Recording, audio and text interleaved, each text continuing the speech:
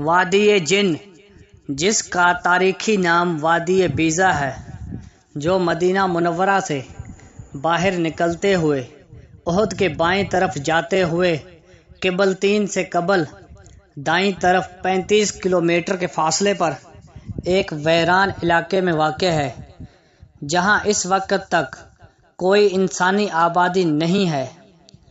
یک طرفہ سڑک کھجور اور دیگر زرعی اجناس کے باغات سے سڑک کی دونوں اطراف سبز بہاروں کا منظر پیش کرتی ہیں۔ اونچ نیچ اور سطحی طور پر غیر ہموار اس راستے پر آپ کو اکثریت پاکستانی، ہندوستانی یا مشرقی معاشروں سے تعلق رکھنے والے زائرین ہی کی نظر آئے گی۔ یہ سڑک ایک ایسے مقام پر جا کر ختم ہوتی ہے جہاں ایک گول چکر بنا ہے۔ اس چکر کی 3 اطراف میں دیوار نما پہاڑ ہیں اور طرفین میں وسیع کھلے میدان، جہاں سیاحتی شوق رکھنے والے خیموں میں کیمپنگ کرتے ہیں۔ اس وادی کی مشہور کرامت یہ بیان کی جاتی ہے کہ یہاں گاڑی بغیر قوت کے کئی کلومیٹر تک چلتی ہے۔ پانی سڑک پر گرائیں تو وہ مخالف سمت میں اونچائی کی طرف جاتا ہے۔ مدینہ منورہ کی طرف گاڑی کا رخ کریں تو گاڑی خود بخود تیز رفتار سے بھاگنا شروع کر دیتی ہے اور رفتار 130 کلومیٹر فی گھنٹہ تک چلی جاتی ہے۔ تہمات پر یقین کرنے والے لوگوں کا کہنا ہے کہ یہ جنات کی طاقت ہے یا کوئی مرئی مخلوق ہے جو گاڑی کو یہاں سے واپس مدینہ منورہ کی طرف دھکیلتی ہے۔ تاہم لا علمی اور جہالت پر مبنی اقوال و قصے یہ ہیں کہ مدینہ منورہ پر دشمنان اسلام نے حملہ کیا تھا۔ اس حملے کو روکنے کے لیے اللہ تعالیٰ نے جنات کو حکم دیا اور کفار کا وہ لشکر جنات کی ہوائی طاقت کی وجہ سے واپس پلٹا دیا گیا تھا۔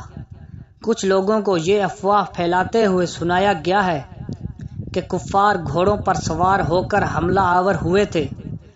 جس طرح آج گاڑی خود بخود وہاں چلتی ہے، بالکل ویسے ہی جنات نے ان گھوڑوں کو وہاں سے ہوائی طاقت کے ساتھ واپس بھگا دیا تھا۔ ان تمام باتوں کا تاریخ کی کسی کتاب میں کوئی ایک حوالہ بھی موجود نہیں۔ کم علمی اور علم دشمنی کا یہ حال کہ ہمارے لوگ پوری ڈٹھائی سے اس بات کو پھیلاتے جا رہے ہیں اور یہ نہیں سوچتے کہ ان غلط معلومات کا کس قدر نقصان پہنچ رہا ہے۔ چند روایات جو کتب احادیث اور تاریخ میں موجود ہیں، وہ موجود قیاس آرائیوں اور افواہوں سے بالکل مختلف ہیں۔ اس وادی کے بارے میں ایک تاریخی واقعہ سیدہ عائشہ صدیقہ رضی اللہ تعالی عنہ کے ہار کا اس وادی میں گم ہونا ہے۔ اس کے علاوہ کوئی تاریخی واقعہ اب تک یہاں پیش نہیں آیا۔ تاہم اس ہار کی گمشدگی کا مقام یہی وادی بیضا ہی ہے۔ اس وادی کے حوالے سے ایک روایت سیدہ عائشہ رضی اللہ تعالی عنہ سے مروی ہے کہ اللہ کے رسول صلی اللہ علیہ وسلم نے ارشاد فرمایا، قیامت کے قریب ایک لشکر کعبہ پر چڑھائی کرے گا۔ جب وہ مقام بیضا میں پہنچے گا تو انہیں اول سے آخر تک سب کو زمین میں دھنسا دیا جائے گا۔ حضرت عائشہ رضی اللہ تعالی عنہ فرماتی ہیں کہ میں نے عرض کیا، یا رسول اللہ، وہ شروع سے آخر تک سارے کے سارے کیوں دھنسا دیے جائیں گے، حالانکہ وہاں ان کے بازار بھی ہوں گے اور وہ لوگ بھی ہوں گے جو ان لشکر والوں میں سے نہیں ہوں گے۔ آپ صلی اللہ علیہ وسلم نے فرمایا، ہاں، شروع سے آخر تک سارے کے سارے زمین میں دھنسا دیے جائیں گے، پھر اپنی اپنی نیت کے مطابق ہر کوئی اٹھایا جائے گا۔ باحوالہ بخاری کتاب باب ماذ کرفی، اس سے ملتی جلتی روایات کچھ الفاظ کی تبدیلی کے ساتھ حضرت نافع بن جیر، ام المومنین سید ام سلمہ اور حضرت عبید اللہ بن قطبیہ رضی اللہ عنہم سے مروی ہیں۔ امام مسلم رضی اللہ عنہ نے اس کتاب الفتن میں نقل فرمایا ہے اب تک اس بحث سے ایک بات تو قطعاً ثابت اور محسوس ہو رہی ہے کہ اس کا افواہوں سے کوئی تعلق نہیں ہے اور نہ ہی اس کے بارے میں مشہور روایات کا حقیقت سے کوئی تعلق ہے۔ تو پھر یہ کیا ہے؟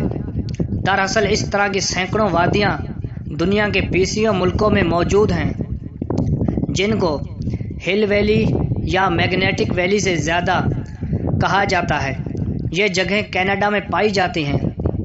اس جگہ بناوٹ ایسی ہے کہ ڈھلوان کی وجہ سے چیزیں نیچے آنے کی وجہ سے آپٹیکل ایلیوشن ہے، لیکن بصرہ مغالطے سے یوں لگتا ہے کہ چیزیں ڈھلوان سے اوپر آ رہی ہیں، اصل میں وہ نیچے ہی جا رہی ہوتی ہیں، مگر ہمیں محسوس ہوتا ہے۔